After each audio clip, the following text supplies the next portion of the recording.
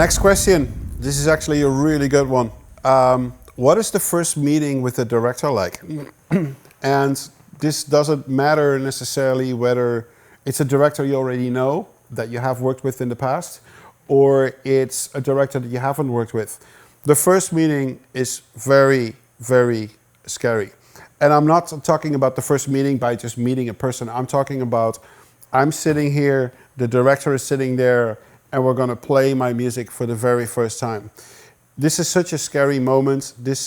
Every composer recognizes this. This is, you're so anxious, you can't sleep a day or 2 days before, you're super nervous.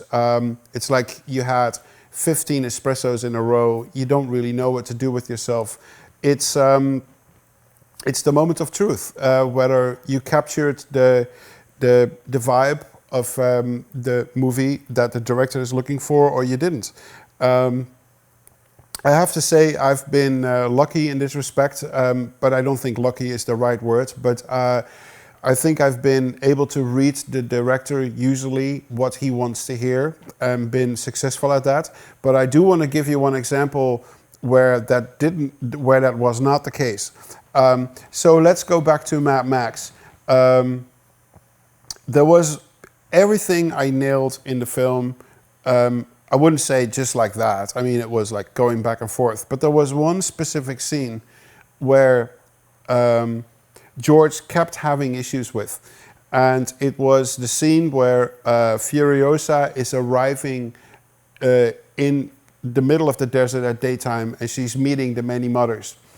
And I kept working at the scene and working at the scene, and George was like, oh, it's a beautiful piece of music, but I don't think it's working with the scene and it needs to be something else. And by that time, I started to feel a little desperate, and I packed up my whole studio in flight cases and I moved to Sydney to work from his office so we could be together to make sure that the scene got done. And I was there for almost 11 weeks, and almost 11 weeks I worked almost just on that scene.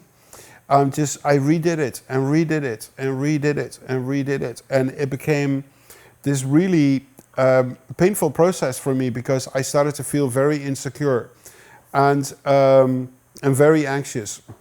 Now, this is the great thing about George.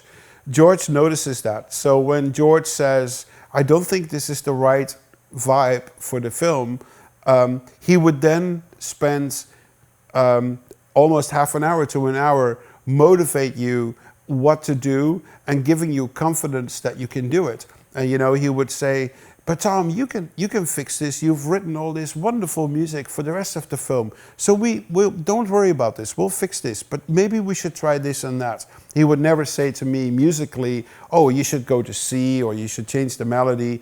He would talk in terms of characters and what they feel, and I need to interpret that musically. And at a certain point when the deadline was so incredibly close, and I was almost fearing that we were not making it, and I was also very exhausted and very tired, and I had a new version of this cue, and he listened to it and he said, yeah, it's the best you've done so far, but I still feel it's not quite right. And I was just devastated. We were recording the next day. It was the last recording session. We already did a lot of recording, but that was the last recording session. And I recorded it anyway. And then I said to the conductor, I said, can you just conduct this piece without a click? Let's not watch the picture. Just like do it as if it were a concert. And he said, okay. So all the headphones went off, and he really started conducting the piece like it was a concert. And I said, it's always great to have for the soundtrack, or maybe I use it for something else. And then funny enough, that version that he freely conducted, that was so much slower than the original that I wrote. We put it against picture, and it was like magic. It just worked. It was like everything came together. At least that's what Bob, the music editor, and I thought. And then we played it for George. And this was a day and a half before the deadline, 2 days before the deadline. And we played the scene for George. And we stopped.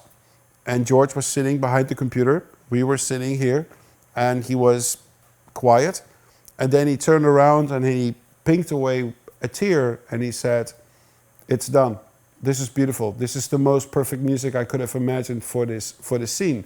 And he gave me a really big hug. He said, "The score is done. I'm so proud that you made it through a movie like this." And I said, "Thank you, George, but I gotta pee." And I went to the restroom and I cried for 15 minutes straight. Like all the stress came out. So that's how anxious you can be to finish a film. And there are a lot of stories of other composers that have moments like this. It's a very emotional process. You're very much invested in the music and in the process and in the relationship you have with the director. But boy, does it pay off at the end every time again when it's done and the product is done. So I hope that answers that question.